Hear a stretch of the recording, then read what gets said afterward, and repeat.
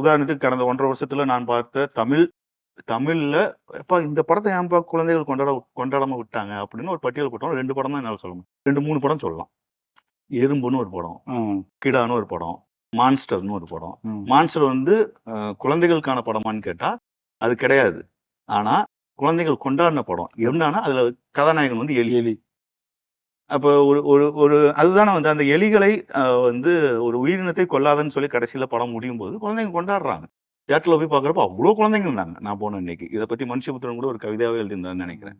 அப்படி அவ்வளோ தூரம் வந்து அந்த படம் வந்து ரீச் ஆச்சு. எறும்பு படம் பார்த்தோம்னா அவ்வளோ அழகான படம். ஒரு சேமிப்பின் அவசியத்தை குழந்தைங்கிட்ட சொல்ற மாதிரியான ஒரு படம். அந்த படத்தை வந்து ஏன் பொது சமூகமும் பெருசா பேசல?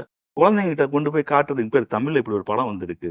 அந்த வேலைகள் செஞ்சாதான் வணிகமாவும் சில படங்கள் வந்து வெற்றி பெறதை நோக்கி நடக்கும். அதே மாதிரி கிடாவுமே வந்து ஒரு ஒரு ஒரு தாத்தா பாட்டி முனை கேரக்டர் தான்.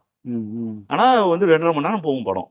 அதுக்குள்ள இருக்கக்கூடிய அந்த விஷயம் இருக்கு இல்லையா, அதை ஏன் நம்ம கொண்டு போய் சேர்க்கல?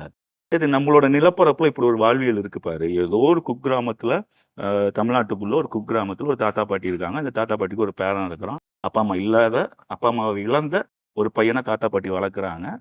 அந்த குழந்தை என்னவா மாறுது? அந்த குழந்தைகிட்ட ஒரு அன்பு இருக்குல்ல. அந்த குழந்தைக்கு ட்ரெஸ் வாங்கி தரதுக்காக வளர்க்குற கிடவை விற்கணும்னு போறாங்க. ஆனா அந்த அதை ஒழிச்சு கிடை காணாம போகுது. அதான கதை.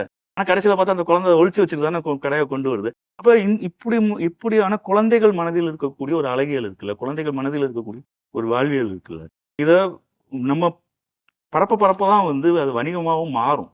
ஆனா வணிகமாக மட்டுமே வச்சு நம்ம குழந்தைகள் படத்தை அணுகிட முடியுமான்னு கேட்டா அது அணுகிறது ரொம்ப தப்பும் கூட. அதையும் நம்ம பரிசீலனை பண்ணணும். அந்த தேவை இருக்கு.